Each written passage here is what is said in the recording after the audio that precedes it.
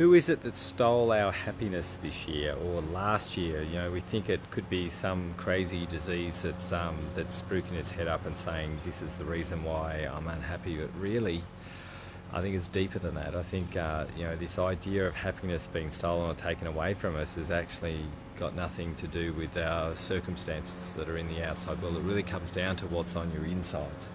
So if you're happy, content, and you're okay within yourself, then whatever it is that you do or things that you might have lost are here to teach you something. If we're attached to happiness as a thing or a job or a way of life or a partner, and we're invested in that so much, we're actually dropping our buckets on the inside, so we don't have enough to fill ourselves. So when things do disappear, it's a struggle. As the moment things disappear, we lose our happiness for some reason. And so what I think we need to learn to be able to do is figure out, well, what is it that we could have inside of us that makes us happy the most? And that could be a doing thing, or it could be what you do here for your purpose. It could be anything at all. But if we're relying on our kids, we're relying on outside circumstances, and those outside circumstances create problems, and we create problems ourselves. So what we've got to learn to be able to do is find a level of internal based happiness, so when things do disappear from our lives, we're going to be okay.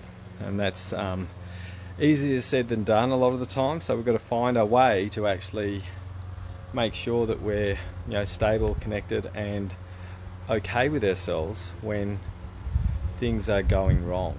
And that's when we can actually find our true happiness, when we're completely detached from outcomes, expectations, and needs. And when we do that, then happiness gets to be sustained in our world.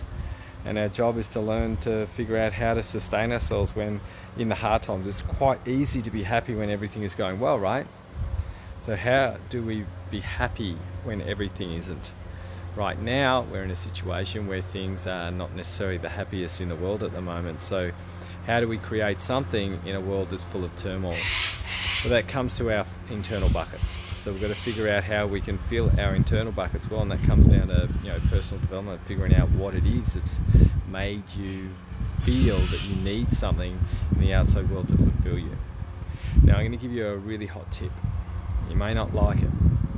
The true journey towards consistent happiness, to the depth of happiness that you could have in your life, is actually connecting with your sadness. It's the opposite. When you're comfortable with sadness, happiness endures. And it's one of the things that we sort of share in the Academy, as to how to work with sadness to actually allow happiness to become a stable thing that we can live for our whole life, rather than actually chase it like a pipe dream. Have a think about it. Love to know your thoughts. See ya.